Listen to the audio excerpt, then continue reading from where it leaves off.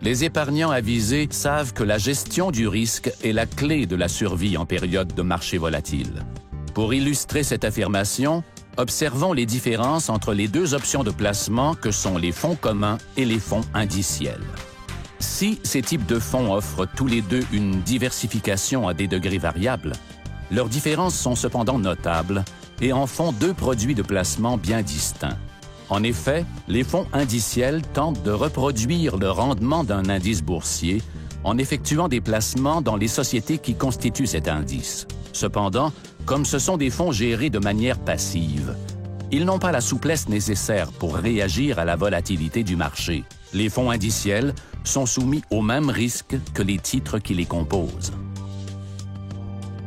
Les fonds communs, par contre, sont gérés activement par des spécialistes en placement qui utilisent des outils et des stratégies complexes pour augmenter les gains potentiels et aider à éviter les pertes.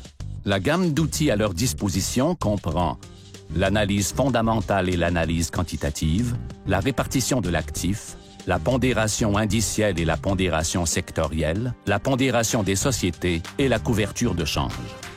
L'analyse fondamentale et l'analyse quantitative sont des stratégies complémentaires qui se basent sur les rendements passés et présents du fonds, son équipe de gestion, ses avantages par rapport à la concurrence, les occasions du marché et le comportement du marché pour émettre des prévisions de rendement.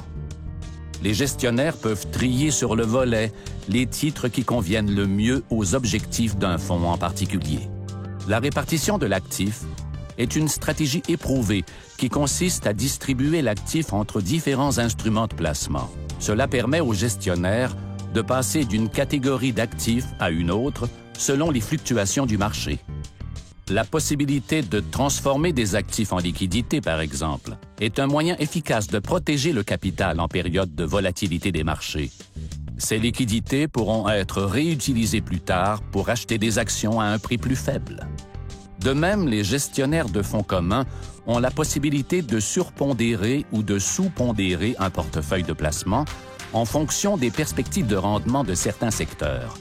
Par exemple, en période de volatilité, les gestionnaires de fonds communs peuvent décider de sous-pondérer le secteur financier dans leur portefeuille en attendant un retour à la normale sur les marchés. Dans le cas des placements étrangers, les gestionnaires de fonds peuvent profiter habilement de la couverture de change pour réduire les risques associés à la fluctuation des devises, sachant que ces fluctuations influencent directement la valeur du placement. Si les effets de la volatilité des marchés sur votre portefeuille vous préoccupent, parlez-en à votre conseiller. N'oubliez pas de préciser à votre conseiller que vous préférez les fonds communs qui ont dégagé dans le passé de solides résultats corrigés du risque. Ces fonds sont susceptibles de vous procurer une croissance à long terme supérieure tout en réduisant les risques.